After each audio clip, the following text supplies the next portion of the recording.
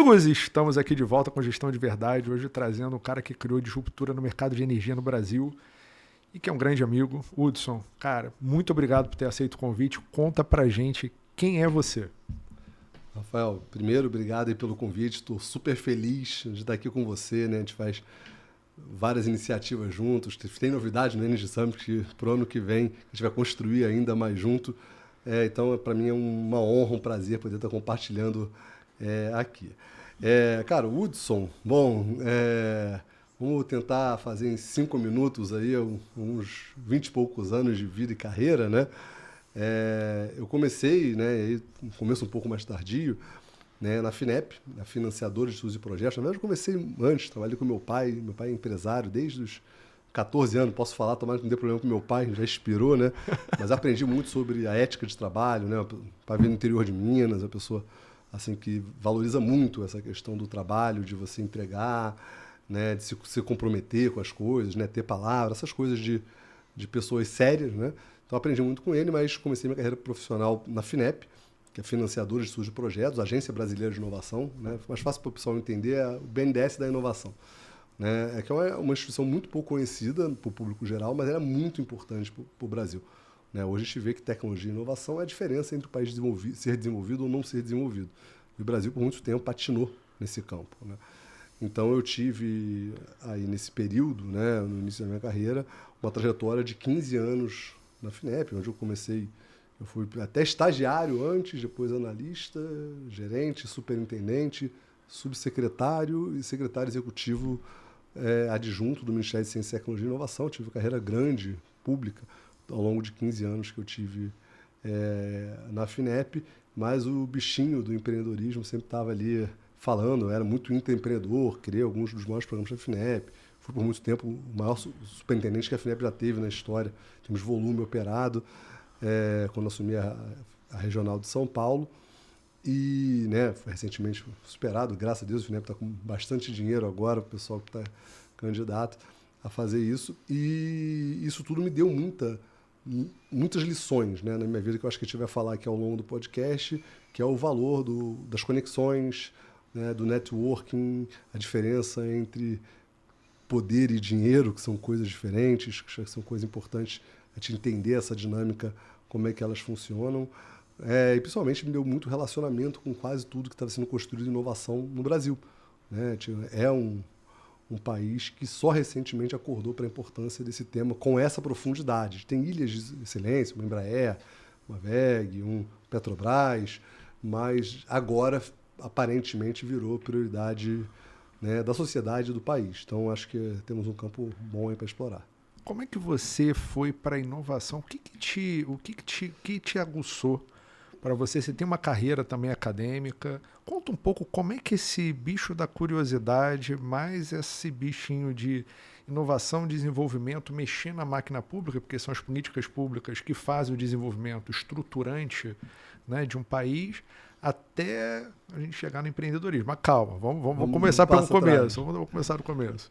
Então, eu desde novo sempre fui muito curioso, né? Tem um livro que eu lembro, foi nas férias que eu passei em Ilha Grande, ainda moleque ainda, né? E a pousada que eu estava tinha uns livros lá, eu gosto de ler à noite, não tinha levado nada, e aí eu li um livro do Isaac Asimov. Hoje eu já devorei tudo dele, né? Para quem não conhece, é um dos principais autores de ficção científica do mundo, né? Ganhou vários prêmios, né, de ficção, um físico de verdade, tá muito legal. Super recomendo. Tem uma série no Apple TV também, A Fundação, que é baseada na trilogia dele mais famosa. Então é muito legal.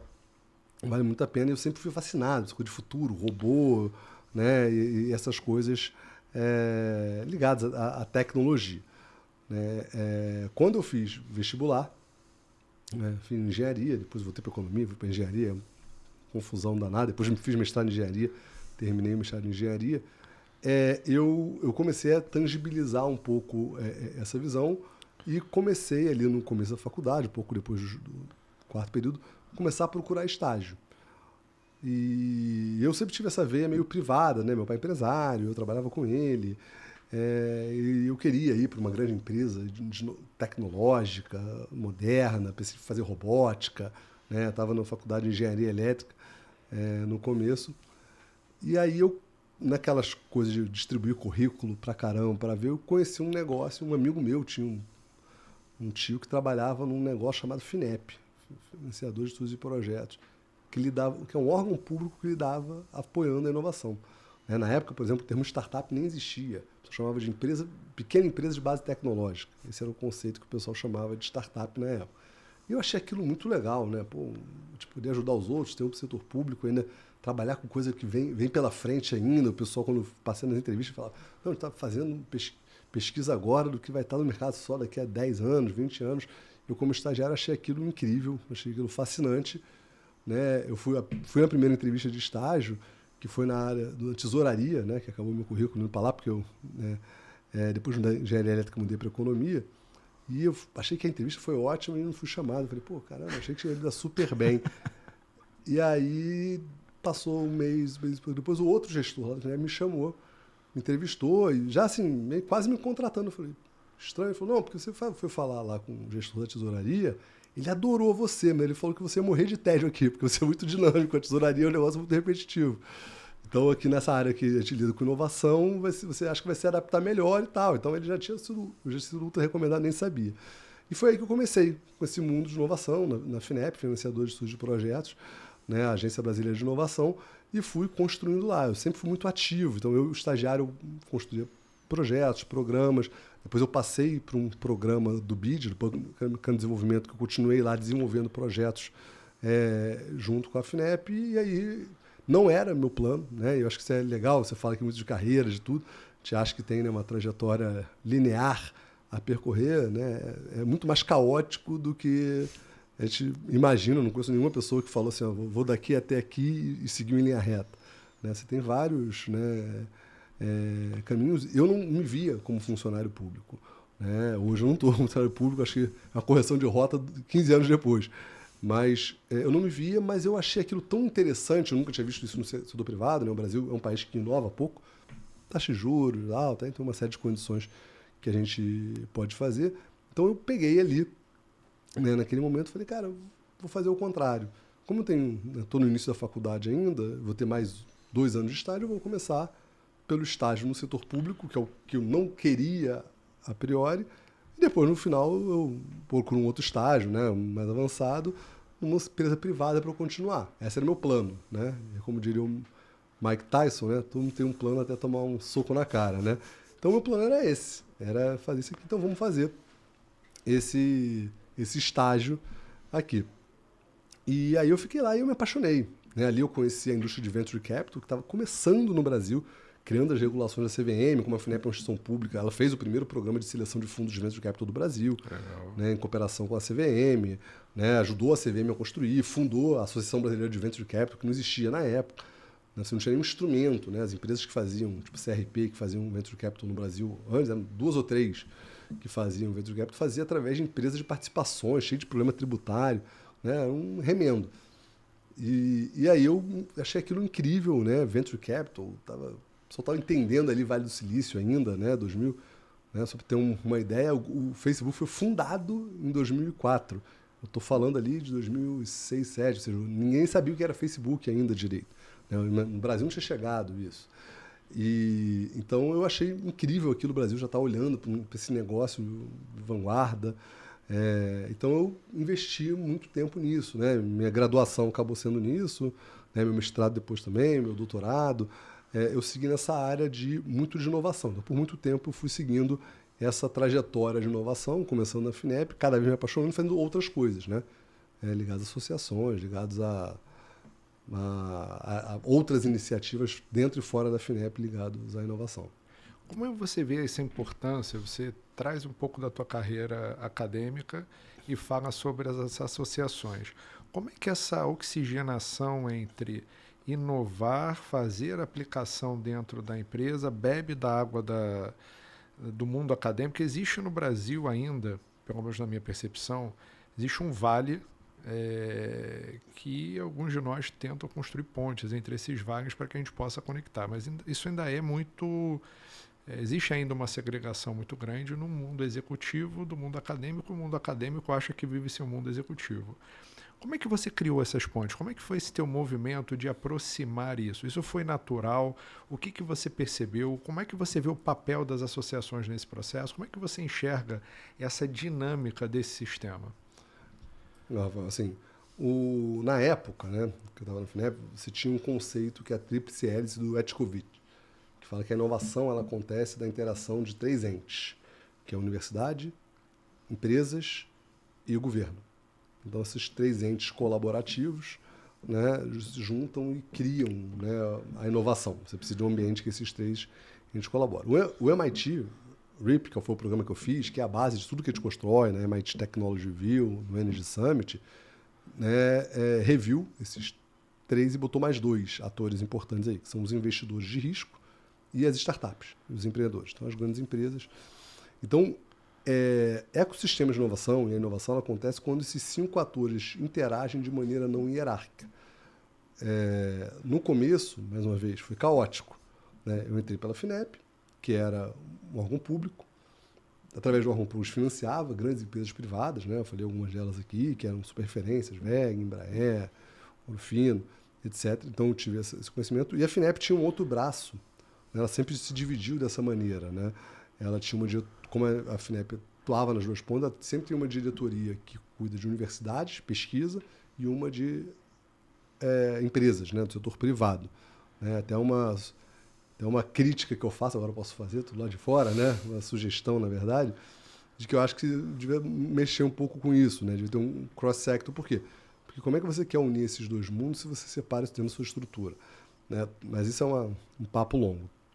Mas, de fato, você sempre tem que olhar esses 2 pontos. Né? A academia ela gera o conhecimento que é a base do desenvolvimento, né, que vai ser construído dentro das empresas e setor privado.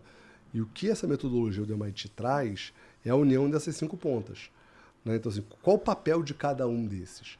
Né? E as coisas elas não acontecem quando essas pontas não entendem seus papéis. Então, tem um livro, se não me engano, é do Josh Lerner, chamado Boulevard of Broken Dreams. Não é a música, não. Né?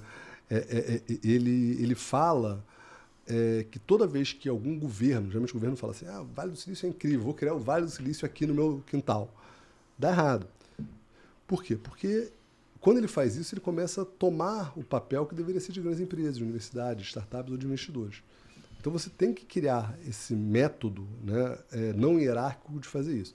E quando eu trouxe o programa MIT RIP aqui para o Brasil, né, eu fui para o MIT no final de 2019, conheci, né, no final do meu doutorado, conheci esse programa, fiquei obcecado, porque é um programa feito para ajudar a construir ecossistemas de inovação em região com grande potencial de crescimento, mas que não realiza o pleno potencial. Eu falei, essa é a descrição do Rio de Janeiro.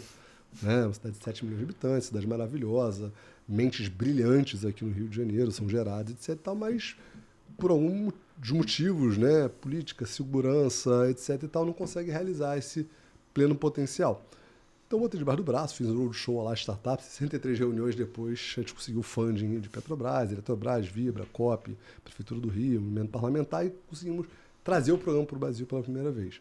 Mas eu vou dar um corte, senão esse negócio vai ficar muito longo aqui, mas resumidamente, assim, na minha vida, eu passei pelas 5 pontas de maneira meio não muito planejada. Né? Eu fui da FINEP, depois eu lidava com muitas grandes empresas no âmbito da FINEP. Quando eu saí para o mestrado, eu conheci a B Startups, eu fundei o Comitê de Cleantechs da Associação Brasileira de Startups, que estavam praticamente surgindo, né, no Brasil. Eu lembro da conversa com outros 2 cariocas, né, o Amuri, que era o presidente na época, e o Daniel e o Rafael, que era o diretor executivo, de fazer um comitê de Cleantechs, de energia e Cleantechs. Aí ele falou, mas tem inovação, tem tecnologia nesse... E aí depois, foi um momento que caiu a ficha, né? Eu falei, realmente, se você chega na rua e pergunta para a pessoa, me fale 3 empresas de tecnologia. Ninguém vai falar empresa de energia ou de aviação. Vai falar Google, Facebook. Tecnologia para o público geral é TI. Sim. Né? Se perguntar para qualquer um, vai ser isso. E eu comecei a entender o tamanho do problema que seria fazer inovação em energia no Brasil, porque as pessoas não sabiam o que tinha inovação.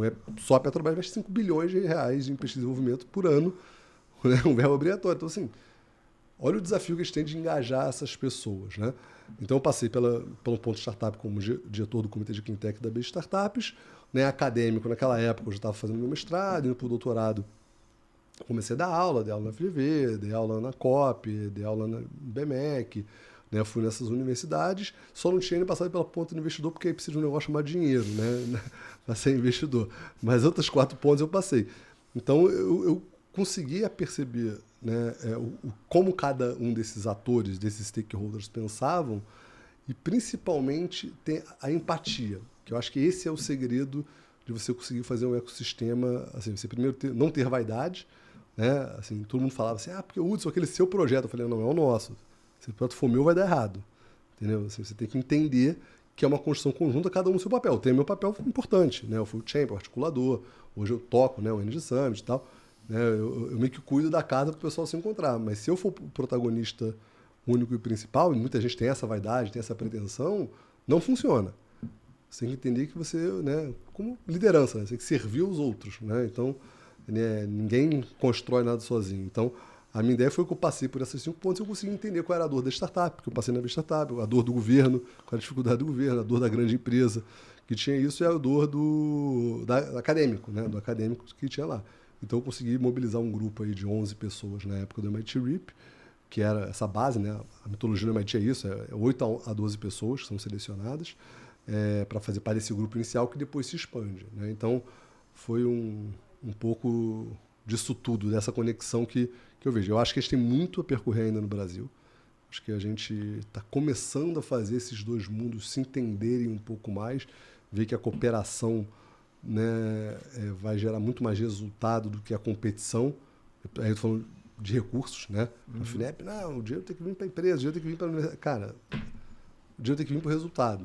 E às vezes vai ser a universidade, às vezes vai ser a empresa, né? Então, é um desafio grande. Deixa eu dar um passo aqui importante, né? Como é que você detectou, como é que você chegou no setor de energia e como é que foi esse passo para você chegar no MIT RIP? Como é que foi esse pulo, esse movimento? Como é que você percebeu, para quem estão nos ouvindo, né, às vezes as oportunidades passam na nossa frente, a gente não enxerga, ou você já tinha esse sentimento de que energia era um grande ponto? Como é que foi esse pulo do gato, né? São momentos na vida que eu chamo de marcos na nossa vida, né? São momentos decisivos. Como é que você olhou para aquilo e falou, peraí, calma, isso daqui é a projeção de pensar lá na frente e depois você pensar, como é que foi esse pulo? Como é que foi esse insight? Então, lá na FINEP, né, assim, é um privilégio ter trabalhado lá, porque, né, como ser uma agência pública isenta, o pessoal tem que abrir o jogo, né, é o financiamento lá, né? Então tem que abrir o jogo. Então as empresas vão lá, né? A gente tem, obviamente, um contrato de trabalho, tem os NDAs, tem tudo mais que a gente pode saber a estratégia das empresas. Então a gente olhava muito projetos de visão de futuro. Né? Eu sempre fui curioso, estudioso de várias áreas e tal.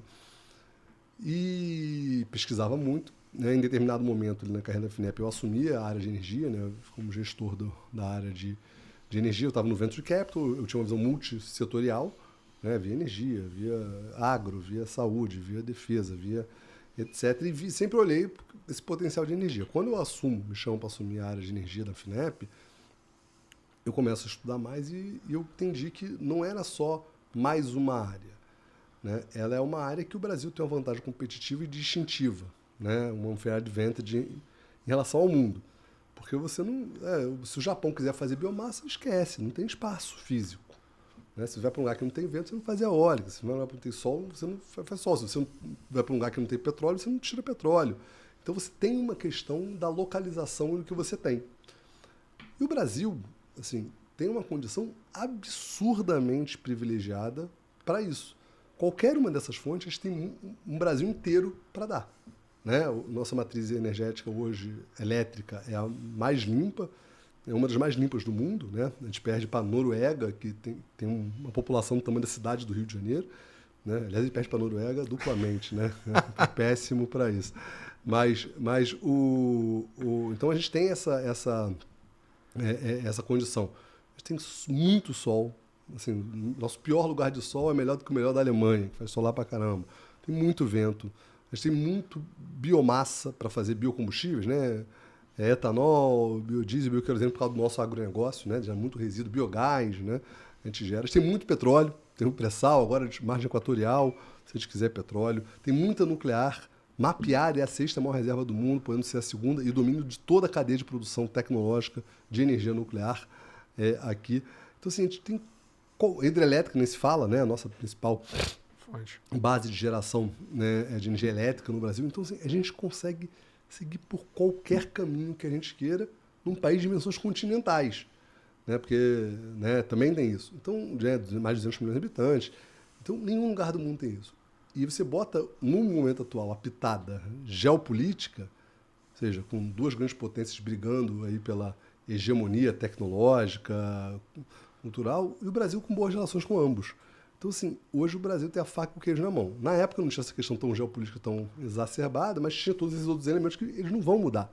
Né? Você não vai fazer um país, né, a Noruega, ter sol o dia inteiro. É físico isso, né? Então, assim, pô, eu tenho a faca e o queijo na mão, só preciso capturar, né? Eu tenho os ingredientes do bolo. E quando eu trabalhei com inovação na FINEP e assumi essa área, eu olhei para isso e sempre fui uma pessoa muito de articulação para Brasília, fiz isso. A gente criou o maior programa da história da FINEP na época, né, que foi o Nova Energia, né, junto com um país que é o de etanol. Assim, a FINEP foi para um outro patamar, é um modelo de programa totalmente diferente, né, que ele junta exatamente essas pontas que a FINEP fazia editais para a universidade, editais para a empresa. A gente botava todo mundo junto, tinha um momento de matchmaking que a gente tinha que fazer relacionado a isso, e deu muito certo, porque é uma vocação nacional do Brasil junto com uma questão, né, da inovação. E aí eu fui cada vez mais me apaixonando pelo tema, pesquisando mais, e aquilo também entrou na minha rota acadêmica. Já na graduação já tinha entrado um pouco, né? Eu fiz mais sobre venture capital, mas energia era um dos setores mais promissores, né? Na época não se realizou, mas tinha mais promissores. Meu mestrado já foi totalmente sobre inovação e energia, meu doutorado também. E aí eu entrei nisso de vez, né? Nesse meio tempo eu passei a assumir a área de defesa da FINEP, assumir a área de fármacos da FINEP. Eu fui também assumindo outras áreas da FINEP, mas sempre com essa que... Não esquecendo que energia era a grande paixão, né? Então, acho que hoje eu vivo muito na interseção dessas duas palavras, né? Inovação e energia. Eu acho que tem o mundo da energia sem inovação, tem o mundo da inovação sem energia, mas essa interseção ela é uma interseção que tem cada vez crescido mais. E aí eu acho que eu percebi isso mais ou menos nessa época, né? E foi transferido aí pela parte acadêmica, depois para a parte profissional. Como é que você chegou e conta pra gente o que é o MIT RIP no detalhe, pra gente entender, para quem que estão nos ouvindo, assim, cara, bacana, como é que você viu isso e como é que essa metodologia ela veio para ser a fundação do que você criou, que é hoje o grande ecossistema no Brasil, que é o Energy Summit? Legal. Então, o MIT RIP, né? RIP significa Regional Entrepreneurship Acceleration Program. O MIT, durante 20 anos, estudou como ecossistemas de inovação surgem no mundo. Né? Todo mundo tenta fazer uma cópia do Vale do Silício, né? Você fala, não, vou fazer o Vale do Silício aqui. Só que o que aconteceu lá é muito particular. Você tem um Vale do Silício, você precisa ter fundos de investimento igual lá, Sequoia, você precisa ter um Stanford, Berkeley, você precisa ter, né, o governo, né, dando os incentivos corretos, você precisa ter um monte de startup, você precisa investidores dispostos a investir no risco, né, que não é algo trivial e fácil de entender para o investidor normal. Então, o que aconteceu, né, é que o MIT estudou esses ecossistemas, não só o próprio MIT, o Vale do Silício, né, mas vários outros ao redor do mundo, inclusive do próprio MIT, que é bem diferente em termos de configurações. Né, o modelo do Vale do Silício é uma cidade principal com várias cidades adjacentes. O modelo do MIT é a Kendall Square, é tipo um bairro expandido, fica Harvard, MIT, todo mundo ali, meio ligado muito à área de saúde, né, por exemplo. Então, existem vários formatos. O MIT estudou durante 20 anos e criou uma metodologia que virou um programa, que é esse programa. Quando eu fui para o MIT em 2019, esse programa tinha rodado em 60 regiões no mundo. O MIT seleciona até 8 regiões por ano no mundo. Né? No máximo 8 regiões são selecionadas, elas fazem um application lá para o MIT, é um grupo que faz o application de 8 a 12 pessoas, tendo pelo menos um representante de cada uma das 5 pontas. Então, você tem que ter alguém de universidade, alguém de governo. Então, só montar esse time já é um desafio. Né? Você tem que ser autotomador de decisão. Né? Então, tem que ter um grande tomador de decisão da universidade, um da grande empresa, um do governo, um da startup, um de investidor. Aí pode ter mais de um de cada um para completar de 8 a 11. E aí começa por aí. Quando eu fui no final do meu doutorado lá para o MIT, eu conheci o programa, conheci o diretor do programa, né? A comunidade brasileira lá conecta todo mundo com todo mundo, né? E eu achei aquilo incrível. E eu falei, pô, mas nunca veio para o Brasil?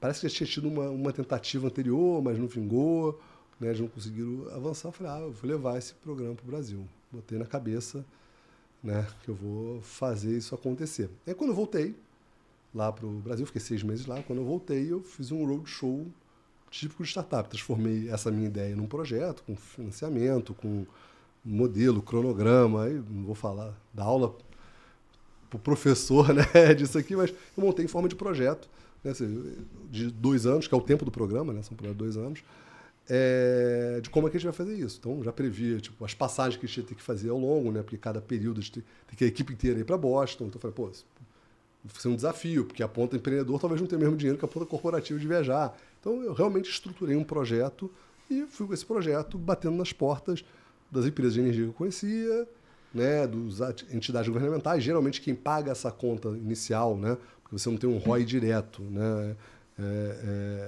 o ROI, né, é engraçado que o ROI de formação de ecossistema é pela negativa, né, com o conceito econômico lá de cuja-oportunidade. Assim, quanto custa você não fazer? Né? Ou seja, você vai fazer, para agora, o desafio na margem equatorial. Né? Você vai ter que explorar petróleo lá perto do Amapá. Não tem um CENPES. Não tem um centro de pesquisa com 3 mil engenheiros no Amapá. Tem que criar. Então tem um custo absurdo de você não ter o CENPES. Você fazer isso aqui no Rio de Janeiro é muito mais fácil, né? Fazer essa operação porque já tem tudo aqui. Então você tem que criar um ecossistema, né, para fazer isso. Então não é trivial. Você tem que ter a cabeça muito aberta, tem que ser muito inovador para poder entender que você vai investir em alguma coisa que talvez até o seu concorrente capture um pouco desse valor, mas como você é o líder, né, da construção do ecossistema, você captura com maior eficiência e você inova mais. E aí eu fiz esse roadshow, conseguimos, né, Petrobras e Furnas / Eletrobras, né, que depois virou Axia, apoiando inicialmente, COP da UFRJ, deputado, na época deputado, né, Paulo Ganimi, apoiando o movimento parlamentar para a UFRJ, para a gente poder trazer o programa, né, a Prefeitura e o Estado colaborando como apoio, né, que eram até de linhas diferentes, mas nesse momento se juntaram, foi muito legal. Depois a Vibra entrou, né, como membro, então a gente conseguiu juntar esse grupo inicial, fizemos a application e fomos selecionados para ser uma das 8 regiões, né, do cohort que ia começar em 2020, em março de 2020, pandemia. Então, a gente chegou a lançar, foi matéria na Globo News, vai começar o programa em fevereiro, lançou, acabou, fechou tudo, aí ficamos 1 ano em stand-by, né, tendo calls periódicos com professores do MIT para saber o que ia começar, e de fato o programa começou em 2021. Né? O programa ele tem 4 etapas, que é o diagnóstico, a elaboração da estratégia, o início da implementação e a estratégia de sustentação. Então, nesse primeiro período, você faz um diagnóstico da região para saber o que a região é boa, ruim, potencial. Aí, se quiser, te explora um pouco mais o framework, mas basicamente são 5 dimensões, né? O que tem de infraestrutura, indicadores, recursos humanos, funding disponível. Você faz um super diagnóstico da região, né, para a capacidade de inovar e de empreender. Você junta isso aqui. 6 meses. Aí, acabou 6 meses, você vai para o MIT, faz um wrap-up de tudo, as 8 regiões daquela rodada, troca experiência, muito bem organizado, padrão MIT, e a gente volta e começa a segunda fase, que é como é que eu vou elaborar a estratégia para resolver. Por exemplo, no caso clássico do Rio de Janeiro, a gente gera muito conhecimento, mas transforma pouco desse conhecimento em riqueza. É uma coisa que o MIT faz maravilhosamente bem. O MIT fez um mapeamento recente, foram 30 mil empresas geradas pelo MIT, que conjuntamente faturam 2 trilhões de dólares, que é o PIB do Brasil. Se pegar as universidades que nasceram do MIT e botar no lugar, o tamanho da nossa economia toda do país. Um negócio impressionante, a capacidade que o MIT tem de transformar conhecimento de ponto em negócio. Mas o Rio de Janeiro tem essa lacuna, né? O Brasil tem essa lacuna e o Rio de Janeiro tem essa lacuna dentro do Brasil. Então a gente falou, isso era um problema que a gente tem que ajudar a resolver, conectar essas pontas, como você falou, academia e mundo privado. Aí na segunda fase, né, do programa, você elabora a estratégia. Então, você começa a criar o que o MIT chama de intervenções estratégicas que vão ajudar aquilo lá com modelos de governança, fundos, tudo separado do track de criação de ecossistema. Então, você vai começando a ter umas ideias e tal. Quando você vai para o terceiro workshop, você faz o que chama de implementação. Então, você começa a testar aquilo que você pensou como estratégia e fazer alguns pilotos ainda dentro do programa com o apoio do MIT. E, por fim, no último ciclo, na última parte do ciclo, a estratégia de sustentação. Como é que você continua com esses esforços depois que o MIT sair? São 2 anos só, é um projeto. Né? Então, o que a gente fez? Né? A gente fez 1, 2, 3, e o primeiro, no final de cada ciclo, a gente passa uma semana no MIT. O terceiro ciclo, não. O terceiro ciclo é feito em uma das regiões da rodada. E aí, na nossa rodada, e as empresas, né, um negócio interessante, as empresas se candidatam igual sede das Olimpíadas, sabe? Assim, você faz uma disputa entre as regiões, você faz uma candidatura, faz uma application para o MIT para a sede do terceiro workshop ser na sua cidade, na sua região. A gente disputou com a Arábia Saudita, Colômbia, Los Angeles, Bélgica, que eram, né, os nossos pares naquela rodada, né? Egito. E aí a gente fez uma super application, e aí o Rio de Janeiro tem suas vantagens, né? Fizemos um super application mostrando esses dois lados, né? Que até um dos lemas lá a gente tem 10 mandamentos lá no Energy Summit, né? Nossa equipe lá, um é work hard, play hard, né? E o Rio de Janeiro é muito bom nisso, né? A gente mostrou desde o sempre, o maior centro do Hemisfério Sul, a nossa competência técnica, né? Com o professor Feijão, com, né, as universidades, etc. E também esse lado lúdico, né? Que a gente tem, que também é importante, né? Carnaval, pessoas super receptivas, etc. Então a gente fez um baita application e ganhamos o direito de ser a sede do terceiro workshop do programa ainda. E aí o que significa isso na prática? O MIT ia pagar todas as despesas do workshop, né, que são 3 dias num hotel, top, todas as regiões do mundo vêm aqui para o Rio de Janeiro e se reunirem.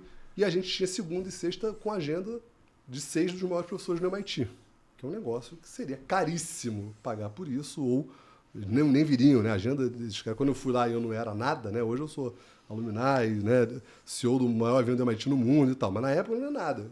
Eu fui pedir uma reunião em janeiro, o cara só tinha agenda para o final de maio. Então, assim, né? Desses top. E, pô, 6 deles iam estar aqui, os caras que criaram o programa. Eu falei, pô, achei que era fazer isso, né? Desse limão uma limonada. Então, eu que nunca fiz evento na minha vida, né? Falei, cara, vamos fazer um evento, chamar esse cara para falar, explicar e chamar todo o nosso ecossistema, porque até aquele momento era muito concentrado naquelas 11 pessoas e mais uma pequena rede de colaboradores pro bono, que foi muito legal, também vale a pena falar isso, né? O give back que pessoas bem-sucedidas fazem, e eu acho que tem que fazer. Mas todo mundo lá do time RIP, os 11, não eram remunerados, eram tudo pro bono, né?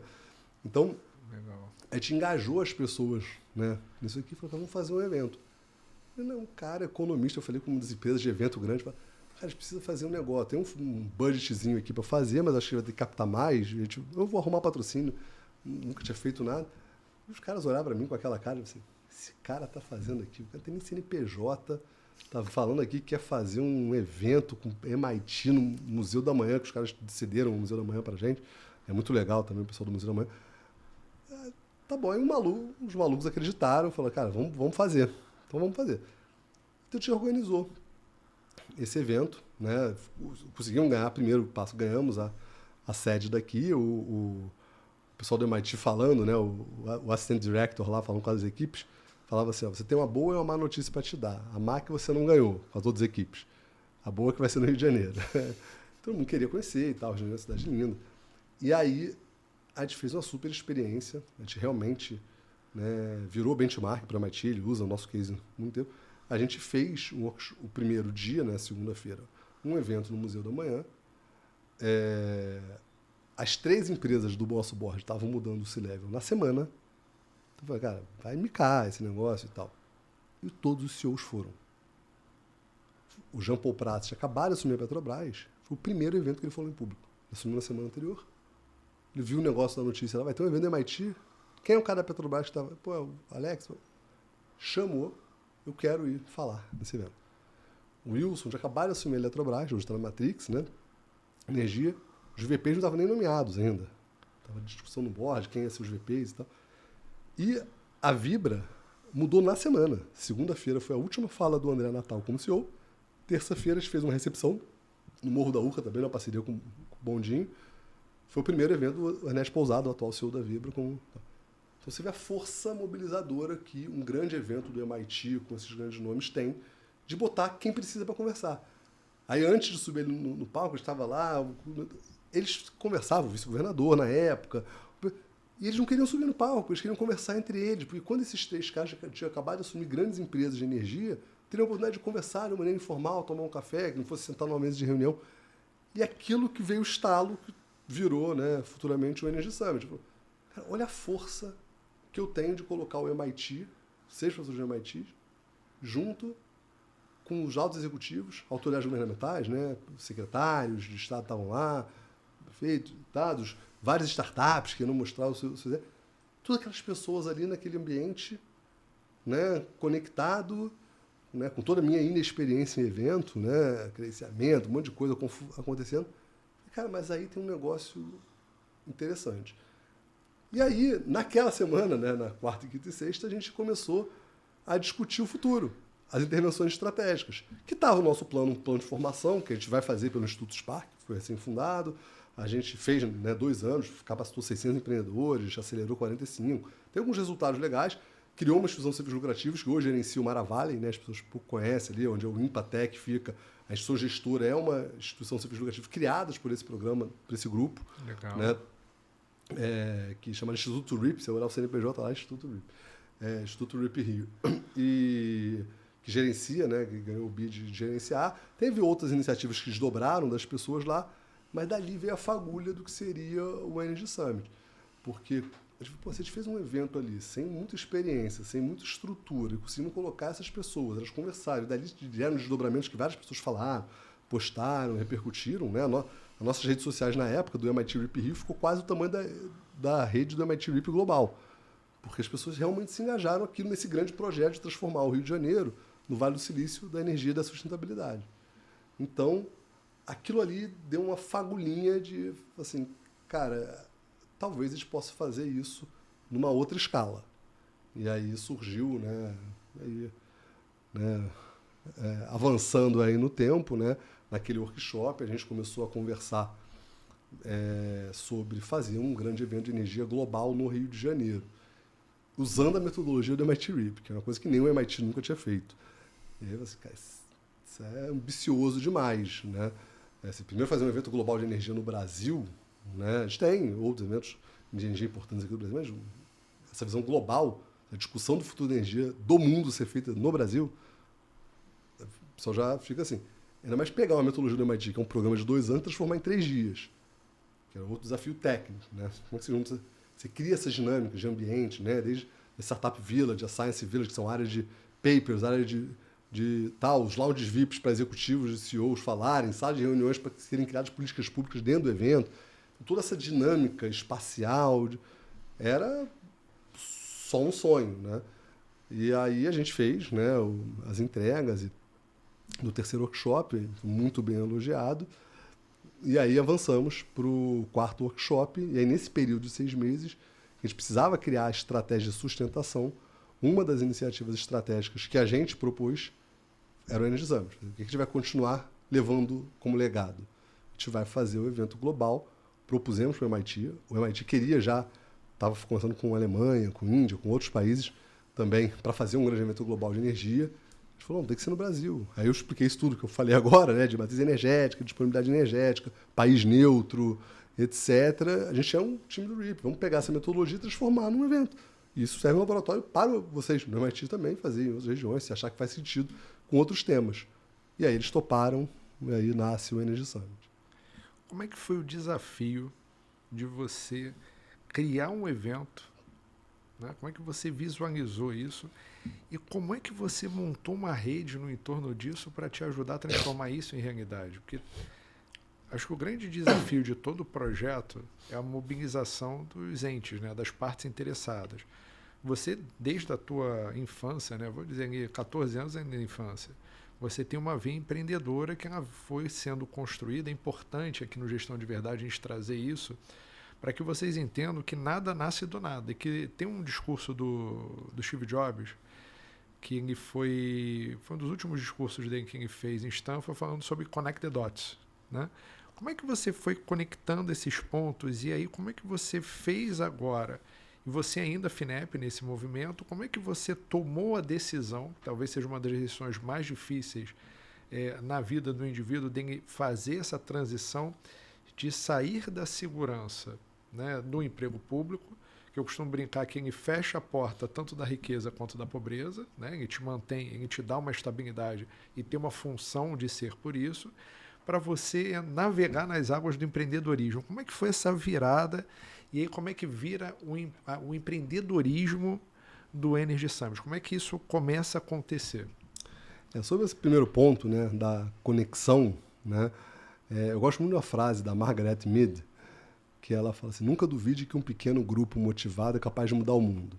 Na verdade, é sempre assim que acontece. Porque ninguém faz nada sozinho, mas um grupo muito grande ele é difuso, não tem foco, vira assembleia. Então, sempre as grandes mudanças no mundo são feitas por pequenos grupos.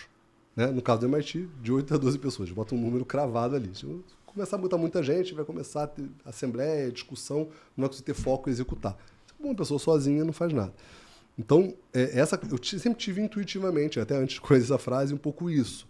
Né? De, cara, vamos fazer um projeto, vamos botar umas 3, 4 pessoas boas aqui, discutir, vamos implementar. Desde a minha festa de 21 anos num barco até o MIT RIP, né? e o Energy Summit. Então, então, isso aí eu acho que passa pelo seguinte: primeiro, né, você entender que o propósito é maior do que a pessoa. Então, isso é muito, assim, é muito bonito de falar e muito difícil de executar. Porque quando você começa a fazer isso, você começa a ganhar um protagonismo, você tem que aprender a controlar a vaidade. Quando eu estava em Brasília, eu tinha uma sala que era gigantesca, garçom gravata borboleta, eu entrava numa porta especial no ministério com alguém batendo continência para mim, autoridade. As pessoas se seduzem com isso com uma facilidade enorme, porque não quer largar por nada nessa vida. Entendeu? E é muito importante você falar assim: eu estou aqui para quê? Qual é o meu propósito? E vale para o público, vale para o privado, vale para a startup, vale para, né, o propósito massivo transformador. Assim, isso é real mesmo. Né? Assim, você tem que olhar para uma coisa assim: eu estou aqui para quê? É para ganhar dinheiro? Não, pode ser, para ganhar dinheiro. Assim, não tem nenhum problema. Não, eu estou aqui para mudar o ecossistema, para motivação não declarada de tudo isso que eu fiz aqui, eu não ter que me mudar para São Paulo para ganhar dinheiro. Né? Eu queria continuar no Rio de Janeiro, ter qualidade de vida. Né? Meu KPI de sucesso é diminuir o trecho de Santos Dumont Congonhas que eu faço por ano. Eu ia toda hora, toda semana. Né? Eu morei em São Paulo, fiquei indo e volta para lá. Né? Então, assim, o que te motiva? Né? E aí, para não ter que mudar para São Paulo, tem que fazer o Rio dar certo. Então não é trivial, mas é um pouco por aí. Né? Então, assim, então eu acho que essa questão de conectar as pontas, né, é isso. Se o propósito for maior, até os momentos difíceis se tornam mais suportáveis. Né? O maratonista ali naquela reta final, tá doendo. Pô, ninguém gosta de perna doendo, desconforto. Mas é para você chegar ali. Então, é para você atingir sua meta, para você atingir seu resultado. E, assim, você sai correndo por correr, não vai ter mesma disposição. Tanto é que as pessoas batem recordes na prova da Olimpíada, não é no treino e tal. Por quê? Porque ali ela está disputando e é o propósito da vida dela ganhar aquela medalha e fazer aquilo ali. Então eu acho muito isso, assim, tipo, substituir, né, a motivação inicial. Claro que ter resiliência, ter disciplina é importante, mas ter um propósito que vai fazer você suportar um momento difícil, porque é difícil. Nada que você faz grande em qualquer área é fácil. Né? Assim, então eu tenho muito essa visão. Esse negócio do empreendedorismo, mesmo na FINEP, eu sempre fui muito intraempreendedor. Né? Eu não queria para a minha vida, né? Eu vi vários amigos passar por isso, fico até triste, né, de ouvir assim. Foi o que você falou. O setor público, né, ele te fecha, não chamo esse termo, é muito bom, vou usar mais vezes. Assim, ele fecha a porta da riqueza absoluta e da pobreza absoluta. Você vai estar muito bem, a FINEP é um dos melhores concursos do Brasil, você ganha muito bem. Padrão brasileiro, muito bem mesmo. Assim. Você ganha lá. E eu vejo muitas pessoas que ficam lá não porque estão felizes e querem, mas porque têm um medo de perder essa segurança. Isso é uma motivação para a vida. Né? Assim, é uma motivação humana. Tipo assim, acorda. Você imagina assim, quanto vale você ficar 40 anos acordando, querendo cortar os pulsos porque ir trabalhar, o ambiente é uma merda, tudo é uma merda. Assim, é um preço caro. Eu entendo que tem pessoas que, cara, vale a pena, eu ganho bem, eu compenso isso tirando as férias maravilhosas na Europa, porque eu vou ter dinheiro para isso. Eu acho que um mês de férias não compensa 11 meses de sofrimento né? 8 horas abrir 8 horas por dia do seu tempo de vida por isso. Mas eu me dava muito bem, eu adorava a FINEP, acho que a FINEP é uma grande instituição, acho que é um negócio incrível, né? Só que é uma decisão muito difícil, foi o que você falou, né? Eu tinha o meu salário garantido integral, uma vida boa até o fim dos meus dias, porque a aposentadoria integral, tinha tudo lá. Não é trivial. O RH da FINEP nem sabia como demitir pessoas assim, sabe? Assim, porque ninguém pede, ninguém faz uma loucura dessa. E eu fiquei, né? E aqui abrindo um pouco, já passou para falar assim, né? Tipo, meu último, né, chefe lá, né, foi o Celso Pancera, né, que foi ministro, era o presidente da FINEP lá, né? Quando teve a mudança de governo, né, eu navegava nos dois governos, eu era técnico, então para mim não tem direita, esquerda e tal, sempre eu era pessoa, ficava como superintendente, gerente, gestor e tudo mais. Eu tinha sido superintendente várias vezes, de várias áreas lá, e eu tive uma conversa com o Pancera, né, de falar com ele, Pancera, eu já fui superintendente aqui várias vezes, adorei todo esse processo do RIP, que terminou em outubro, isso era abril de 2023. Mas eu queria tentar minha vida empreendendo. Eu quero tentar ver o que é isso. Eu sempre fui um intraempreendedor, criei programas novos na FINEP, tenho um monte de história legal de criar coisas novas na FINEP. Toda a política operacional da FINEP eu ajudei muito a construir, atual, plano industrial pioneira, de fazer M&A para inovação, tudo isso eu, como era superintendente, ajudei a construir na FINEP, e são políticas super avançadas que a FINEP tem até hoje. A FINEP ser setorial, né, foi uma briga que eu fiz bastante para ter esse cross-selling de universidade e empresa. E eu falei com ele, não me interessa ser superintendente mais uma vez e tal, não sei o quê.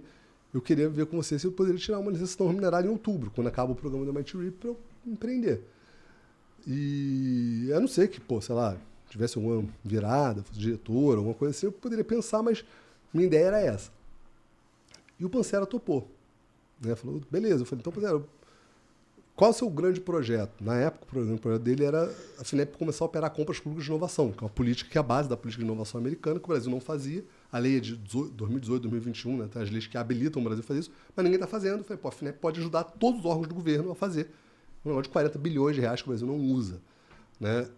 E eu falei, Pancera, eu te ajudo a construir isso, como seu assessor, o plano de trabalho, organizo tudo, monto essa máquina para você, e você me libera em outubro para uma licença não remunerada para eu poder empreender. Essa tinha sido meio o acordo. Ninguém na FINEP sabia, só eu, o chefe de gabinete dele, mais uma outra pessoa lá. E ele me deu essa... Falei, beleza. Não precisa de carro comissionado nem nada. Você é seu assessor sem carro comissionado, porque eu dou aula também, não preciso desse negócio não. E eu liderei um grupo de trabalho lá na FINEP, tinha vários superintendentes, pessoas muito boas na FINEP, tecnicamente falando, ajudaram muito a construir esse programa, mas ninguém sabia que eu estava quase de saída. Então eu tive o privilégio que poucas pessoas têm na vida. Eu tive tempo para pensar para onde eu ia. Fiz curso do IBGC para ser conselheiro, eu falei com o Red Hunter para eventualmente ser um C-Level de inovação de uma grande empresa. Eu fiquei de abril a outubro falando, eu vou sair com um dinheiro bom, remunerado, e conversando com pessoas para ver o que eu vou fazer da minha vida. E aí, para as pessoas das grandes empresas que me perdoem, cara, eu gosto de realizar. E grande empresa tem um problema, né, que você tem uma força econômica absurda, né, um CEO de uma empresa, um C-Level de uma empresa tem muita força, tem muito poder, muita influência, mas ele não consegue girar o transatlântico na velocidade que vê. E eu via isso na FINEP, que não é um transatlântico, 700 pessoas, mas é uma empresa pública, super engessada. E às vezes todo mundo quer fazer, mas não consegue, tem aquele jogo de forças de poderes dentro. Você está invadindo minha área, você não pode tocar, não, porque isso aqui é meu, isso aqui é seu. Aquela briga. E você gasta, sei lá, 70%, 80% do seu tempo fazendo isso em vez de fazer o que você tem que fazer. Isso é uma dinâmica de uma grande empresa. E é normal, precisa ter os guarda-reios, senão a empresa... Claro. Se você pega um cara brilhante, ele leva lá para o espaço de sucesso. Você pega um cara ruim, ele quebra uma empresa de 100 anos. Então, assim, tem que ter esses guarda-reios, é normal, não é? Mas eu falei, cara, isso não é para mim. Eu já passei por isso, já testei, já fiz, conversei com muita gente, boa, você me deu alguns conselhos, né, nessa trajetória. Eu quero empreender. Então, aí o André, né, nosso amigo que nos apresentou, né, que faz falta aqui, né, com a gente pra caramba, falou, vamos fazer um negócio no MIT Technology Review aqui, a gente monta a área de energia como business unit, né, eu já cuidava, já era colunista, já cuidava do conteúdo, Falei, cara, vamos fazer isso com unidade de negócios, né? E já estava com a ideia do Energy Summit já sendo incubado. Falei, cara, a gente faz esse grande evento de energia, junto com toda a jornada de crescimento que a MIT Technology Review tem. Já fazia na área de saúde muito bem, né? Com o Rodrigo. Falei, pô, vamos fazer um para energia. Falei, vou empreender, decidi. Eu vou sair da FINEP e vou empreender. E aí eu fui amadurecendo isso. Fiz o curso do IBGC, nunca fui conselheiro, vai dar conflito com o meu empreendedorismo, melhor não fazer, né? E tudo mais. Talvez agora eu até retome essa coisa, que eu acho que é legal ter essa experiência. E aí eu comecei a avançar, né, nessa visão, né, de construir o Energy Summit como uma empresa à parte, construir a unidade de negócios da MIT Technology Review em energia aqui no Brasil, isso como um empreendedorismo. Eu já tinha uma empresa de educação, que eu dava aula, e aí eu saindo da FINEP, depois de cumprir minha quarentena, eu poderia até montar uma empresa de consultoria e inovação também. Então esse foi o meu tripé. Eu falei, alguma dessas 3 coisas vai dar certo e eu vou conseguir pagar as minhas contas, né? Na época eu pensava em bloquinhos de salário. Para o meu bloquinho da FINEP de salário, eu juntei, separei esse dinheiro no outro fundo, né? E falei assim, tenho 6 meses aqui, 6 meses de vida. Tinha, obviamente, mais reserva, mas esses 6 meses aqui, enquanto eu estiver queimando só esse dinheiro, eu não vou me apavorar. Tá tudo dando certo. Se eu começar a ter que pegar o dinheiro além desses 6 meses, aí eu vou ter que me preocupar. Porque esse é o grande salto, né? Da estabilidade. Eu fui do extremo oposto, né? Que é evento. Evento você começou a fazer, assim, eu vou fazer um evento do grande porte do Energy Summit. Não vou falar o valor exato, mas assim, 15 milhões para você botar de pé. Então, assim, se você falou que vai fazer, está aqui na sua frente, 15 milhões de boleto. Você vai ter que arrumar um dinheiro para pagar esse boleto. Que é o extremo da instabilidade. Porque você não pode... Não é igual uma empresa normal que você cresce gradativamente e vai aumentando os custos conforme você vai aumentando a receita. Você falou que vai, é 15 milhões. Você falou que não vai, é 0. Então, é binário. Então eu fui desse extremo, da estabilidade máxima. Durante a pandemia eu ficava em casa, que é para o extremo oposto, né, disso aqui. Então, eu me preparei desse ponto de vista. Financeiramente, 6 meses, eu ia ganhar dinheiro como consultoria, que é quem paga as minhas partes da conta. Ia ter um empreendimento de alto risco, que é o MIT Technology Review / Energy Summit, que é o grande guarda-rei. Uma empresa de educação também, né, dá uma receita recorrente. Então, esse foi o meu plano de saída da FINEP. 2 empresas que dão a renda fixa mais controlada e um moonshot. Um moonshot que eu posso dar. Meu próximo moonshot vai ser bem maior do que esse. Já está sendo construído, né? E aí, minha preocupação demorou 3 semanas. Porque 3 semanas eu fechei meu primeiro contrato de consultoria, que me pagou mais uns 4 meses. Eu falei, opa, ganhei mais 4 meses de vida, né? É que nem aquele filme, né? Que você tem um cronômetro aqui. Uhum. Cada bloquinho, eu pensava em bloquinhos de salário da FINEP e ia ganhando meses de vida. E aí, depois você aprende a pensar como empresário, como empreendedor. Que aí é muito diferente a maneira de pensar. Você não pensa mais em renda mensal. Você pensa, né, em capacidade de investimento, em mobilização, em formação de time. Né? Hoje a gente tem, né, no Energy Summit 20 pessoas full-time, né, de casa. Então é uma folha muito grande. Né? Assim, meus sócios, né, na empresa de educação, né, que são funcionários públicos, eu falei, como é que eu vou pagar 20 mil por um cara? Pô, isso é quase metade do meu salário, não sei o que. É porque você está pensando no quanto esse cara como custo, mas ele vai gerir uma empresa que vai gerar receita, né? Então, para o funcionário público passar a pensar assim, eu acho que isso, cara, para a audiência aí, né? Então, assim, essa que é a empatia das 5 pontas, entendeu? Assim, minha cabeça era uma cabeça de funcionário público. Eu precisava em bloquinhos de salários para sobreviver. É assim que o funcionário público pensa. É a maneira que ele se monetiza. A startup, como é que eu pago o meu boleto do próximo mês? Então, por isso que a startup começa a fazer um produto incrível e abandona para fazer consultoria, porque ela não se estruturou para poder apostar num shot. E muitas quebram por causa disso, não é porque o produto é ruim, é porque o cara chega uma hora, tem que pagar prata, tem que pagar conta de luz, aluguel, e o cara sai do foco dele, se não tiver estrutura de funding para isso. Por isso que o Vale do Silício tem uma chance muito maior, porque os Estados Unidos têm uma estrutura de funding para suportar pessoas que fazem isso. Né? O C-Level está pensando no bônus, stock option, o salário, aumentar salário. Então, cada um vai pensar, né, mesmo do seu interesse individual, em como é que você dá esse salto. Então, assim, no meu caso, né, esse salto eu planejei muito, mitigando o risco, tendo mais de uma fonte de receita, né, que era minha empresa de educação, né, minha empresa de consultoria que eu poderia fazer depois de um tempo, e o Big Shot, que é essa dupla daqui.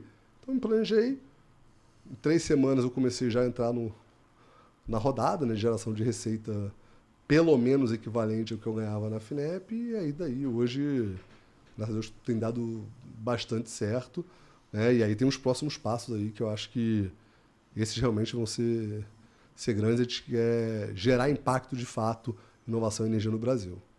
Nesses 3 anos de Energy Summit, o que te chamou mais atenção nesse crescimento para ser a base para esse próximo platô que você quer atingir? O que te deixou mais feliz dentro do teu propósito de você ter sentimento de ter conseguido atingir? Assim, eu acho que cada Energy Summit tem um significado profundo nessa trajetória, né? Parece que a vida é marca e ciclo, né? O Energy Summit é o meu Réveillon, né? Todo mundo virou, o meu é junho, que é meu Réveillon é em junho, né? Cada virada dá um salto diferente. O primeiro Energy Summit foi entregar. A gente chegou a fazer um anúncio e tal, o governador foi para Boston, lançou, e a gente tomou decisão, na época, eu e o André, a gente só vai fazer se tiver o break-even. Que na época o pessoal falou que era 6 milhões, né? Bem mais do que isso, então, desde o primeiro. Beleza, então a gente precisa de 2 patrocinadores master que garantam que o evento vai existir. Não é para ganhar dinheiro, não é para garantir que o evento vai existir no padrão que o MIT exige. Então a gente foi atrás de patrocinador master. Teoricamente, Petrobras e o governo do estado toparam. Na época, você patrocinador master. Só que é estatal burocrático, conheço. O negócio não avançava, não avançava, não avançava, não avançava. Chegou em dezembro, final de dezembro, nada de contrato assinado, sinalizações positivas, mas nada de contrato assinado. Falando para ambos, ó, não vai rolar, não vai ter Energy Summit. Lembro desse almoço. Não vai ter Energy Summit. Assim, tipo, não tem como a gente garantir pessoa física, esse negócio. Poxa, a gente contava com isso, mas não rolou. E tá tudo bem, tipo, outro caminho. Na época, tudo bem, né? Hoje não. Mas, assim, tinha outro caminho, tudo bem. E não, porra, um desespero danado. Já tinha decidido quando, né? Ó, se em janeiro não tiver, cara, não vai dar pra fazer. O evento é em junho, né? Não vai dar pra fazer, não vai acontecer. Petrobras assina dia 27 de dezembro, o governo do estado deposita dia 28 de dezembro. Último dia do ano. Eu estava avisando para o secretário, não vai acontecer. Pô, foi a pena, seria um grande projeto e tal, mas não vai acontecer. E aí, o depositor, quando eu olhei, caraca, agora vamos ter que fazer. Então foram 6 meses, não tinha pouquíssima estrutura para fazer isso. Tinha um pessoal da MIT Tecnologia que ajudava, tinha um cara que não tinha nenhum perfil de liderar um projeto desse na época. Então, para você ter ideia, a diretor de operações contratou em março, 3 meses antes do evento e tal. Então a gente entregou. Né? Foi assim, no peito e na raça, como a maior parte dos empreendedores fazem. Né? Assim, não, um mar de rosa, todo mundo acha, não, o cara tem uma ideia brilhante, sentou numa garagem, fez, dinheiro choveu. O cara, é bom no filme isso, É bem né? diferente disso no mundo real. Né? Quem empreende vai ter empatia do que eu estou falando. Assim. Mas conseguimos entregar. Né? E muito bem avaliado, incrível, super elogiado. O MIT tinha um contrato de 1 ano, falou, pô, legal, isso é uma realidade, fechamos um contrato de 5 anos com o MIT, de opção, né? Então a gente pode manter ou não manter. Por mais 5 anos, vamos fazer de novo aqui no Brasil. Segunda edição. Segunda edição foi um desafio, assim, pessoal. Que é uma coisa que, né, acho que as pessoas acham que que os mundos, né, pessoal, profissional, não se misturam. Assim, eu juro para você que eu não sei como eu consegui entregar. Talvez tenha sido o maior desafio da minha vida tenha sido o segundo Energy Summit. Meu avô, que meu segundo pai, faleceu 3 semanas antes do evento, já estava indo mal, eu tinha tudo isso. Minha esposa ficou doente, tem também ficou no hospital 2 semanas antes. Meu pai descobriu que estava com câncer. E o André, né, meu sócio, parceiro, hoje eu posso falar publicamente, ele é super reservado, né, descoberto em abril que tinha um câncer, estava no meio da quimio, nem foi no Energy Summit, estava um tratamento pesado na época. Né, veio falecer, então tudo isso ao mesmo tempo, com a equipe ainda não estruturada, né, questão dos fundings, né, vários contratos não fechando ainda, né, e tal, porque eu tinha que diligências Duas Vidas acabou, né? Que conseguimos organizar tudo, fazer uma entrega, e, né? Pessoas novas que entraram, assim, faltando 2 meses do evento, que estão hoje na nossa equipe, né? Na dificuldade, diversidade, a gente vê quem de fato consegue, né? Cruzar ali a outra linha. E foi muito bom para testar a resiliência e testar quem construiu. Passamos esse segundo Energy Summit, assim, eu posso dizer assim, muito aprendizado do que fazer, do que não fazer.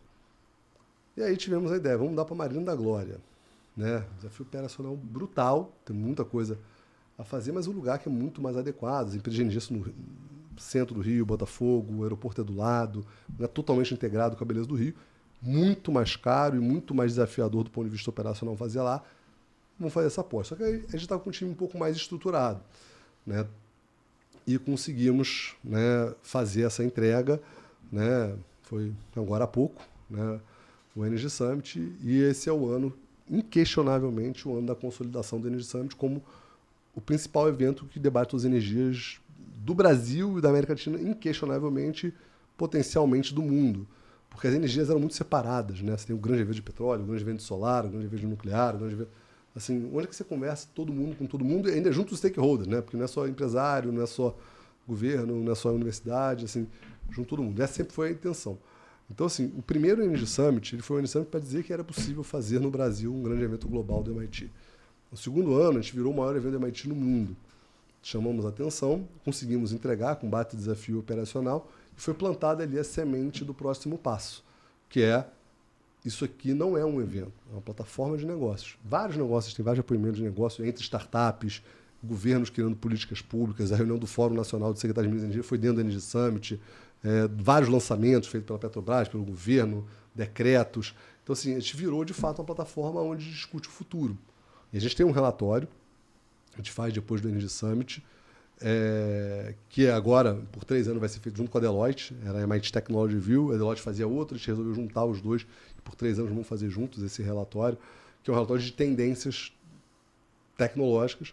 A gente vai para um outro patamar agora, e a gente realmente quer pautar. E aí, esse é o recado do terceiro Energy Summit, né? Na abertura eu falei que tem 2 palavras que são as palavras que vão marcar o nosso próximo ciclo, que é comunidade e impacto.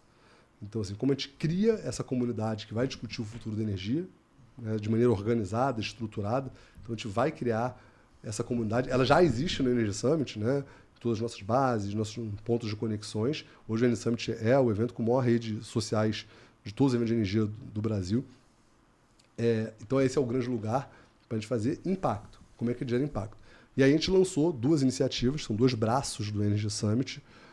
Um non-profit, que é o Instituto Spark, que ele vai ser focado em coisas que ele já faz, né, como empreendedorismo social. A gente tem uma parceria chamada Favela Nova com o Nissuan, a gente tem os hackathons que a gente fez lá dentro do Energy Summit. A gente faz de maneira mais tímida porque a gente faz com recursos próprios.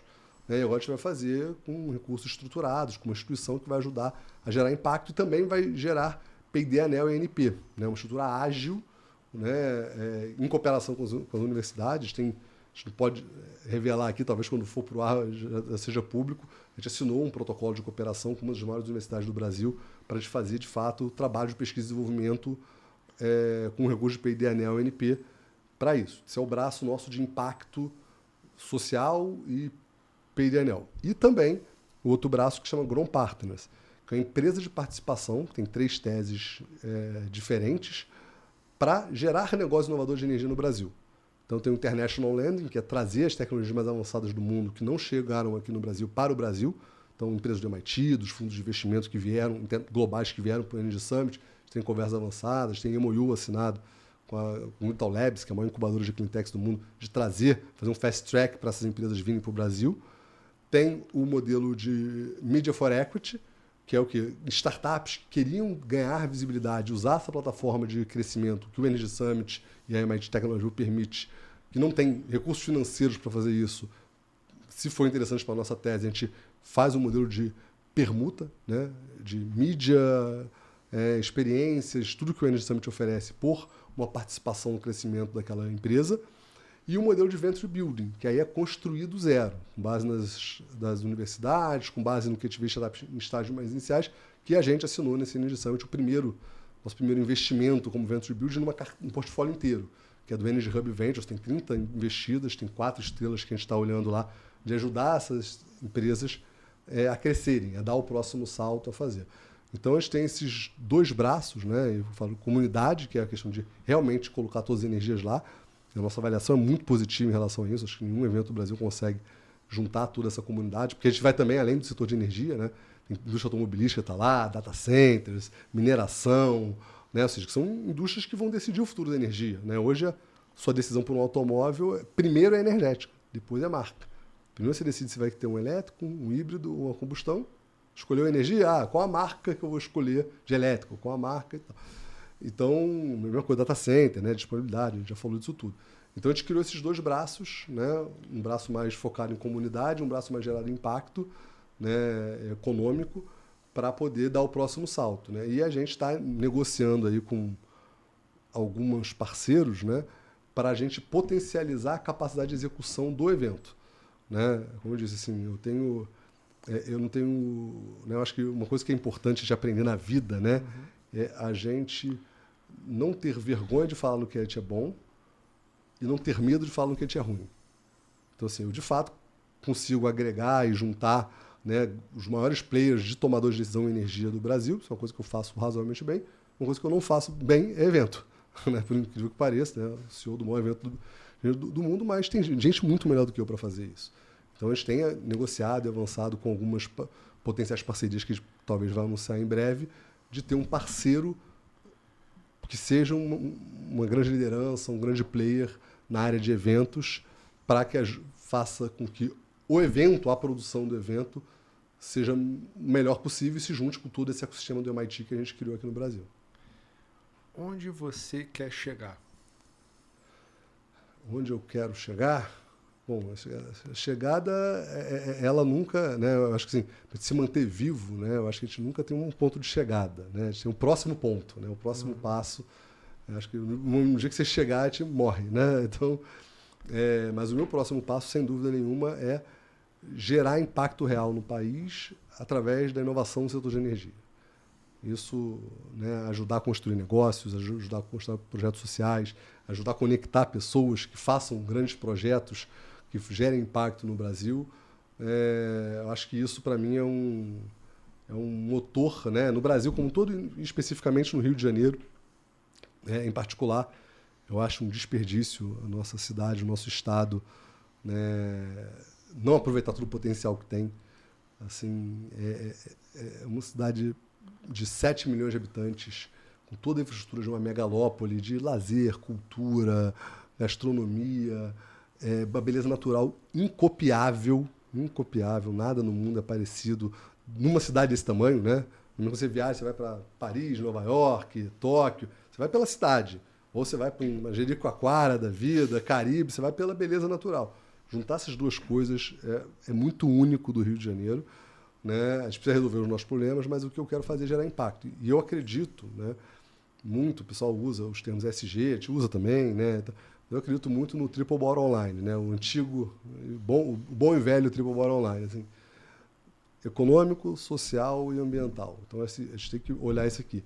E o pessoal que fala do Triple Bottom Line geralmente tem um foco muito no ambiental, às vezes no social, e esquece o econômico. A gente não vai conseguir virar o jogo se a gente não gerar impacto econômico real para cá. Né? É o que eu sempre falo do evento de energia, né? Porque eu aposto tanto no setor de energia, né? E aí tem uma coisa também ligada a propósito. Né? Assim, uma cidade de 7 milhões de habitantes, como o Rio de Janeiro, não se sustenta com turismo e economia criativa. Porque aí eu falo como economista, né? Assim, a cadeia dessas indústrias ela é uma cadeia de baixa complexidade. Né? Então você tem os donos, que são ricos, e uma massa de pessoas que acabam tendo uma baixa remuneração, uma qualificação menor. Né? Você, para ter uma cidade grande, você precisa de setores econômicos de alta complexidade. Por exemplo, medicina, engenharia, setor financeiro e energia. Por exemplo, o Rio de Janeiro perdeu já o setor financeiro. Eu falo, todos os cérebros são cariocas, mas o dinheiro está lá em São Paulo. Né? Paulo Guedes, Armínio Fraga, Guilherme Bentimol da XP, André Esteves do BTG, André Estrid da Stone, isso é tudo carioca. Né? Então, todo mundo lá fazendo dinheiro em São Paulo. E está certo nisso. Indústria, a gente perdeu quase toda, tem pouca coisa que ficou aqui ainda. A energia está aqui ainda. Então a gente não pode perder esse bonde, né? Eu até falo com o pessoal de entretenimento, agora que eu faço evento, conheço todo mundo de eventos, né? E eu falo assim, pô, mas pensa, pô, e o carnaval, a economia criativa? Aí você vai, sei lá, no Rio to Sea, né? Que é um super evento de economia criativa, um orgulho para o Rio de Janeiro. Patrocinador principal, Petrobras, empresa de energia. Segundo, Light, empresa de energia. O Festival de Inverno está rolando agora, lá na Marina da Glória, daqui a pouco vai ser. Patrocinador, Prio, empresa de energia. Segundo patrocinador, Enel, empresa de energia. Então, assim, a empresa de energia move mais da metade do PIB aqui do Rio. Né? A empresa é a cadeia. Então, assim, se não ficar aqui, a gente tem um problema sério econômico, social e, obviamente, ambiental para resolver. E tal. Então, o setor de energia ele tem que funcionar, né, aqui. O prefeito foi lá na mesa de abertura do Energy Summit desse ano. Foi incrível. Falou bastante sobre isso, né, a importância do setor de energia está lá. O pessoal do data center quer vir para cá para a energia. Então, assim, não é por outro motivo, né? E a gente tem que empacotar e manter isso aqui. Né? A gente tem lá o prefeito falando, lá que o próximo anúncio dele vai ser no Energy Summit. Vai cobrar dele lá. Mas eu acho que, assim... a gente tem tudo, né? E o que eu desejo mesmo é que o Energy Summit, todos esses desdobramentos, aí não são nossos, né? Eu estou falando da Grown Partners e do Judos Park, mas de todo mundo que faz negócio lá. A gente conheceu uma empresa lá de um grande executivo que foi no Energy Summit 2024, nossa, muito legal essa história. E ele achava que tinha uma lacuna, porque tinha que ser preenchido, mas ele falou, alguém está fazendo isso lá fora e tal. Ele era um executivo de uma grande empresa de energia. E aí ele viu uma aula do professor MIT falando que isso era uma lacuna no mundo, que ninguém estava fazendo. Aí falou de alguns benchmarks que eram parecidos, mas não estavam fazendo exatamente do jeito que ele acreditava. E ele falou, cara, é incrível. Ele falou, pô, tá certo. Se juntou com outro executivo, pediram demissão, montaram a empresa está bombando, tá crescendo pra caramba e tal. Eu conheci ele lá, a gente está conversando também até de ter o Agron Partners fazer um tipo de parceria lá com ele. Mas foi um caso super legal, porque o cara criou uma empresa por causa de uma palestra de um professor na MIT dentro da edição de 24. Assim, um dos nossos patrocinadores fechou a de 410 milhões que viabilizou o crescimento de eólica dentro do Energy de 25. Né? 2 startups que tinham sede no mesmo lugar, no Instituto Caldeira, em Porto Alegre, nunca tinham feito negócio juntos. Foram lá nos round tables nossos do Energy Summit, se conheceram e desenvolveram um novo produto que foi lançado no passado. Então, assim, isso é o que a gente vai ouvindo, né? A gente faz algumas pesquisas, conversa com as pessoas, mas olha quanta coisa a gente está gerando, né? E deve estar gerando, está fora do nosso radar, e que aconteça, que o importante é que aconteça, porque a gente conseguiu criar essa plataforma, né? Então, eu acho que, assim, né, a partir dessa edição, acho que o ponto de virada é isso. A gente vai continuar fazendo isso para os nossos patrocinadores, parceiros, a gente faz isso ativamente, a Petrobras lançou lá o fundo dela no Energy Summit desse ano. A gente vai fazer isso e vai ajudar todas as empresas, mas a gente quer também fazer parte dessa mudança.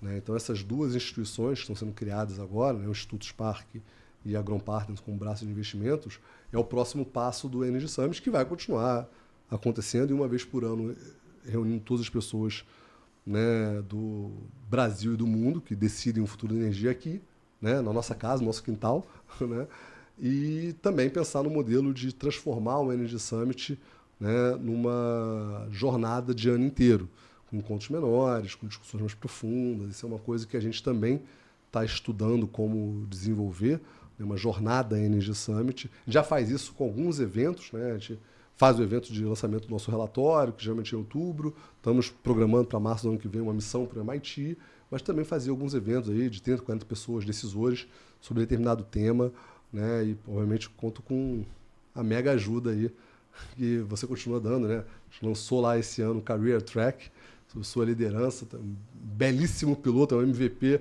já nasce grande, né? E acho que também tem espaço aí para a gente crescer, a gente gosta de construir junto, né? Eu acho que ninguém faz nada sozinho.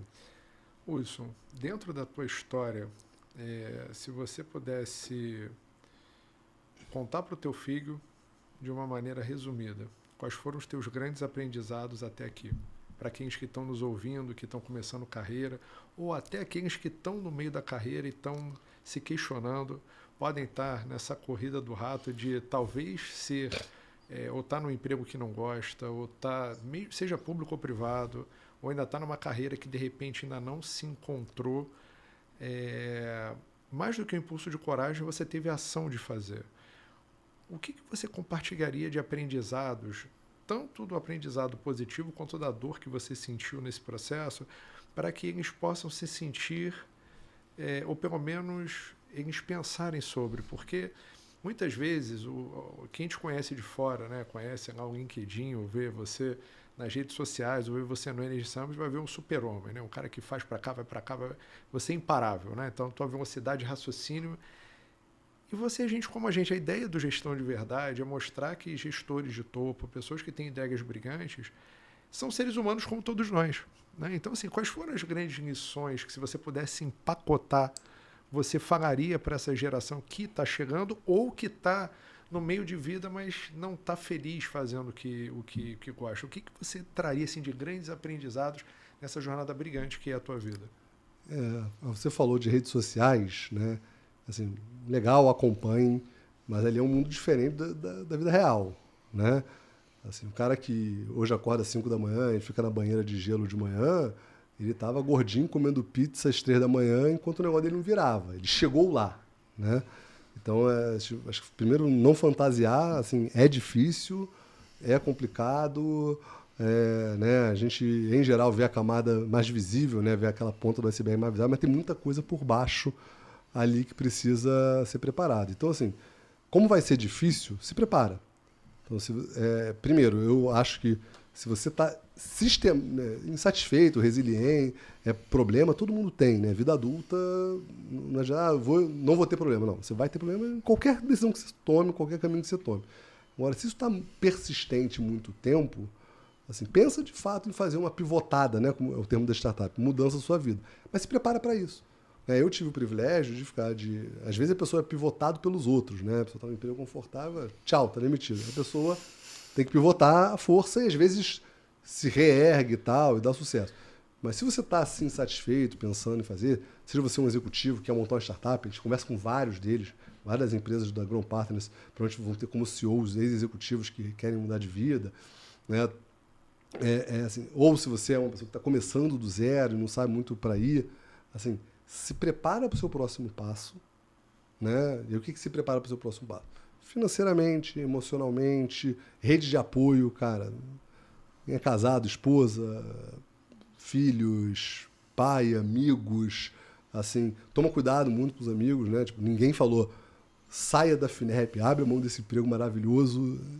Não é, minha esposa me apoiou muito, né? Mas, assim, a maior parte das pessoas falam, você é maluco, é o melhor concurso do mundo, você vai largar e tal. Escuta, né? Segue seu sonho, mas segue seu sonho com preparo. Eu acho que talvez essa seja a maior lição, né? Não seja um negócio, não, eu acredito no meu sonho e tal. Isso é muito lindo no LinkedIn, isso é muito lindo no Instagram quando funciona, mas tem muita história que não funciona. Então, assim, se você se preparar para aquele passo, né, e confiar no seu potencial, por exemplo, eu juntei 6 meses de salário, montei mais de uma empresa que gera renda fixa recorrente, que dá aula. Pô, dá aula, minhas contas eu pago, né? Eu dou aula em vários lugares. Então, prepara uma estratégia mesmo para dar o salto, né? Tem a economia fala muito, né? Diferente de risco e incerteza, né? Risco e perigo, né?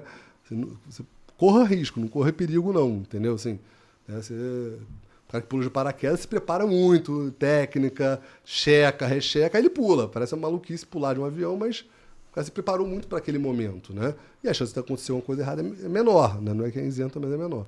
Então, acho que a minha dica é isso. Não deixe de fazer, porque é muito triste você viver uma vida triste, você aceitar que sua vida é menos do que poderia ser. Eu acho que é isso. Mas se prepara para isso. E aceita que vai ser muito, muito, muito difícil. Assim, muito difícil mesmo. Assim, vai ter noites que você vai se arrepender, vai ter dias que você vai se arrepender. O que eu estou fazendo aqui, né? Assim, em evento é quase toda semana, né? Toda semana eu falo assim, cara, estou fazendo o negócio mais incrível do mundo. Na semana seguinte eu falo, que eu me meti em fazer isso, porque eu não fiquei na FINEP. Assim, isso vai acontecer. Agora, inteligência emocional, para você equilibrar isso aqui, né? Resiliência, foco e faz. O que você incorporou na tua rotina que te ajuda a manter esse equilíbrio? Cara, o que eu incorporei? Assim, perto da energização, minha rotina muda, né? Assim, mas o que eu incorporei na minha vida, acho que não foi um processo, tá? Foi uma pessoa, né? eu acho que a escolha da sua companheira, né, e eu percebi isso depois, ela tem que te equilibrar, né? A pessoa que está do seu lado, né? Se for uma pessoa igual a você, eu acho que a chance de tensionar o tempo todo é muito grande. Então, eu falo que a Gabi é meu lado leve, né? E agora meu filho, né? O Matheus também, eu acordo cansado, dormi só 2 noites, eu olho daquele sorrisão banguela, né, com 6 meses. Né? Caraca, parece que eu tomei um energético, né, de motivação. Eu acho que ela, né, é uma pessoa que tem uma inteligência emocional de lidar com esse tipo de pressão, de levar as coisas para o lado leve, tipo a mãe dela, cansa, tudo que é pesado ela consegue, de alguma maneira, transformar em uma coisa leve. Né? Isso faz com que eu consiga ser mais tenso, me permita eu ser mais tenso e não ter que distensionar, e não ter que ter essa preocupação. Né? Mais uma vez, eu falei dela, mas isso vale para os sócios. Meus sócios também têm perfis complementares. Né? Meu sócio, por exemplo, na Inovs, que é a empresa de educação, um tem um perfil mais back-office, o outro tem um perfil, né, mais para frente. Ali eu sou mais estrategista. No Energy Summit eu tenho um sócio que é muito mais pensador, estruturador de marketing, eu sou muito mais organizado de execução. Eu acho que se cerque de pessoas complementares, né? Entenda, né, seus pontos fortes e fracos. Né? Eu acho que autoconhecimento é a base de tudo. Né? Se você não sabe o que não sabe, você não vai melhorar, né? Para nada. E, por exemplo, essa coisa que a gente decidiu agora no Energy Summit. Pô, eu preciso de um parceiro de eventos. Né? Uma pessoa que tem essa competência que eu não tenho. Então, acho que como processo permanente é sempre procurar pessoas, grupos que me complementem para que a gente tenha uma relação ganha-ganha e avance junto. O que você gostaria de compartilhar como palavras finais para aqueles que estão nos assistindo sobre carreira, desenvolvimento? Como é que você enxerga isso? O que você gostaria que talvez há 20 anos atrás alguém tivesse falado isso para você e tivesse tornado a sua jornada talvez um pouco menos tensa, né? Um pouco mais menos sofrida? Acho que assim, o valor dos relacionamentos. Eu acho que você, quando está no início de carreira, você é muito igual. Né? Então todo mundo vai lá. Eu estava lá na UFRJ estudando economia. É igual, é em inglês ali mais ou menos, todo mundo, um cursinho de Excel na época, que era o que era importante, de Office, pacote Office, mesma faculdade, mesmo período. Tem muita diferença. Então você vai ser entrevistado e é isso. Quando você passa em determinado nível na carreira, né, quem te conhece o seu trabalho, fala muito mais do que o seu currículo.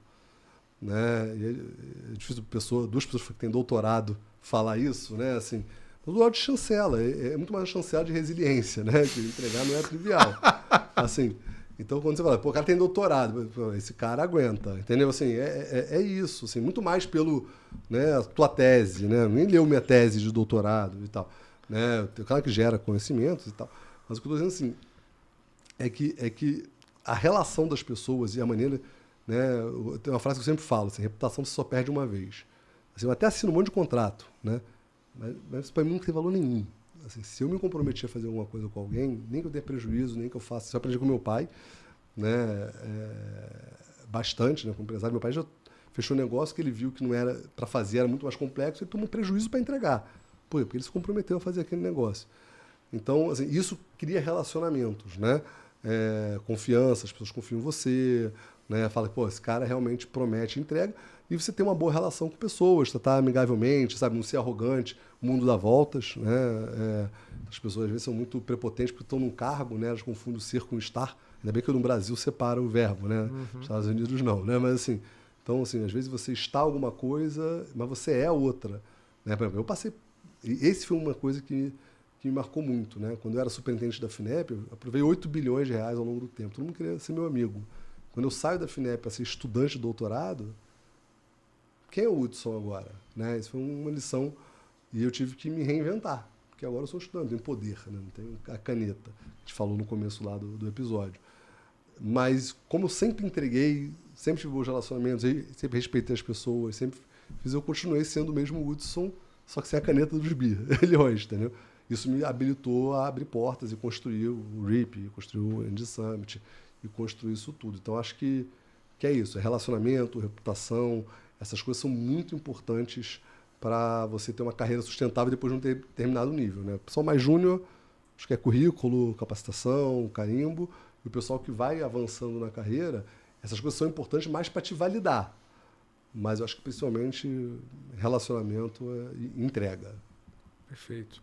Hudson, fala pra gente sobre a inserção do Career Track, como é que você enxerga isso, a importância do People in Energy que a gente colocou para estruturar, para poder falar, você abrindo essa trilha. Conta como é que você enxerga isso, como é que você vê esse movimento tão importante dentro da capacitação, né? Tanto que é um dos pontos importantíssimos dentro do RIP.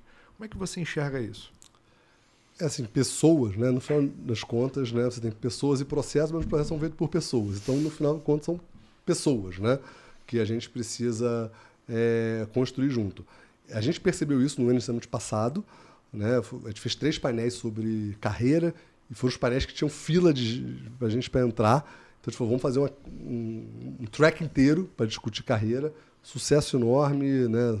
Sua liderança foi incrível, totalmente integrado a isso. Demandamos mais, está ainda fazendo as avaliações dos projetos, mas foi um dos pontos altos que as pessoas falaram do conteúdo, né, do Career Track. E a energia, como eu disse, ela é um setor que está se expandindo.